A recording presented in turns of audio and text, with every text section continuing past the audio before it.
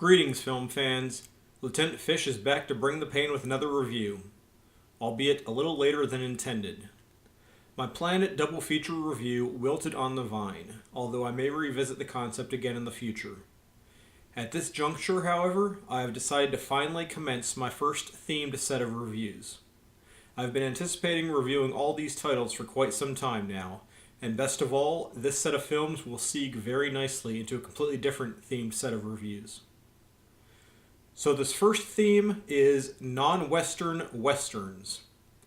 For these titles, I have chosen international films, excluding spaghetti westerns or others made in Western Europe, but which are still uniquely of the Western genre, rather than inspired by those films, such as Kurosawa's iconic samurai films. I intend to touch on several key themes that appear universal throughout these films, regardless of setting or location, as I progress through these reviews.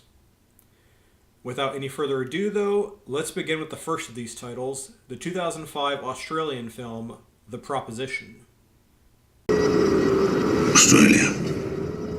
What fresh hell is this? Christmas this year will hold a unique significance for young Mickey here. I have made plans that he be taken from the jail in Banyan, hanged by the neck until he is dead. I wish to present you with a proposition. You want me to kill me, brother? I want you to kill your brother. Word has it that you had Charlie Burns and you let him go. Holy Mother of Mercy.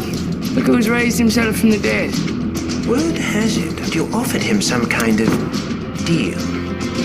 Arthur Burns must be stopped. This man. The blacks say that he's a spirit. Cannot cut you. Cannot kill him. Charlie Burns will stop at nothing to protect his younger brother, Mike. I know why you've come back, Charlie. For what we are about to receive, may the Lord make us truly thankful. They're hanging Mikey come Christmas Day. Brother!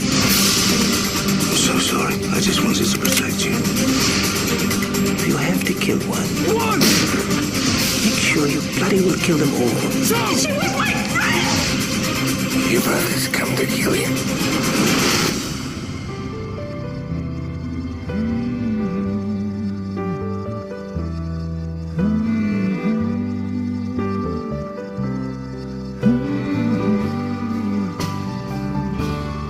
Why can't you ever just stop me?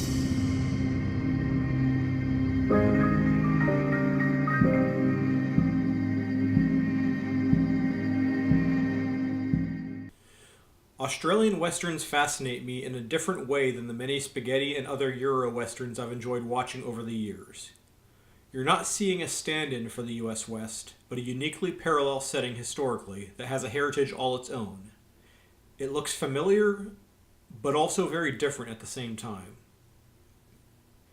Written by Nick Cave and directed by John Hillcoat, The Proposition follows a familiar theme. A wanted man given a chance by a lawman to save one brother if he will kill a different brother. The film stars Guy Pearce as the outlaw Charlie Burns, with his brothers Arthur, played by Danny Huston, and Mikey, played by Richard Wilson. The equivalent of the local marshal or cavalry officer is Trooper Captain Stanley, played by Ray Winstone, with his wife Martha, played by Emily Watson. Supporting characters include John Hurt in a masterful performance as the bounty hunter Jellen Lamb, and David Wenham as the local community leader Eden Fletcher. As I summarized earlier, Charlie and Mikey Burns are captured by Stanley following the rape and murder of a settler family in the outback.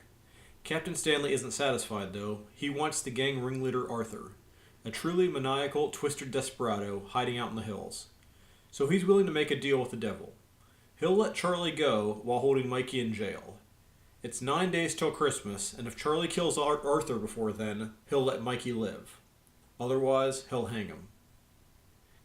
In addition to the typical Western tropes here, there's a definite Joseph Conrad Heart of Darkness vibe here as well. The journey into the wilderness is a shorter portion of the story, but the characters met along the way are just as disturbing and deadly, leading up to Arthur Burns' 19th century Bush League Kurtz. In addition, I would do them an extreme disservice if I did not also give a massive shout out to the Aboriginal actors. In particular, David Gulpilil as the native tracker Jacko working for the troopers, and the outlaw Tubob accompanying Arthur Burns, played by Tommy Lewis, who incidentally does an amazing turn in the contemporary western Red Hill, released in 2010. The appearance and roles performed by the Aboriginal characters represents another interesting parallel to the traditional western. Historically, the Aboriginals' experience with the Australian settlers was similar to the experiences of the Native Americans, but due in part to the geography and their traditional culture, there are also significant differences between the experiences. Although it goes without saying that, as in the Native American experience, they did generally get the short end of the stick.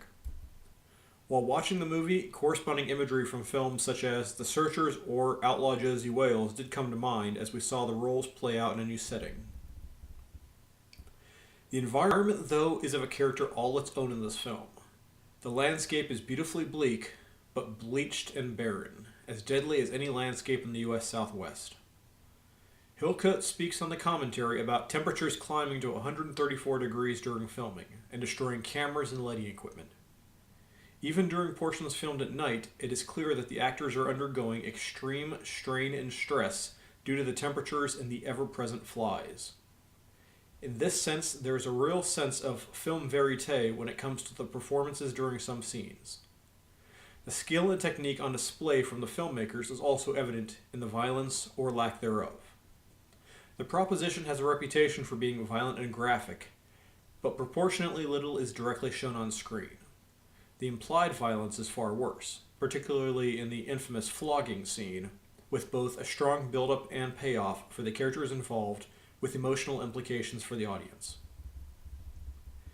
In his review of the film, Ebert described Captain Stanley as a sort of Ahab character, but I would dispute that characterization. His pursuit of justice is not single-minded or all-encompassing, but of a more pragmatic and honorable characteristic. He wants to see justice done, but he's willing to forego immediate gain in favor of stopping true evil. Emily Watson's character is also an interesting analog, the Victorian gentlewoman in the wilderness. She's no Jill McBain from Once Upon a Time in the West. You sense she's given up a great deal because she truly loves her husband, but she will probably never feel at home in this new land. On my old DVD's audio commentary, John Hillcoat and Nick Cave comment on the disappointing lack of details on the small screen and how this was a movie made to be watched in the theater. The good news, however, is that the high-definition Blu-ray edition crackles with vibrant imagery and scenes such as the starscape or the frequent sunsets, which turn out to be absolutely gorgeous. Similarly, the surround sound is excellent, and the soundtrack by Nick Cave and composer Warren Ellis is a beautiful combination of traditional and contemporary songs that really evokes the period and fits the film like a comfortable pair of worn-out boots. Bottom line, this is a dark and beautiful story, filmed in a blazing furnace. If you enjoy westerns or period films and don't mind a little blood, this movie is more than worth your time. Highly recommended. As always, if you like the review, please like the channel, subscribe. New reviews are going to be somewhat infrequent over the next few months due to my work schedule, but stay tuned and follow me on Twitter for updates. Stay tuned, movie fans. Lieutenant Fish, out.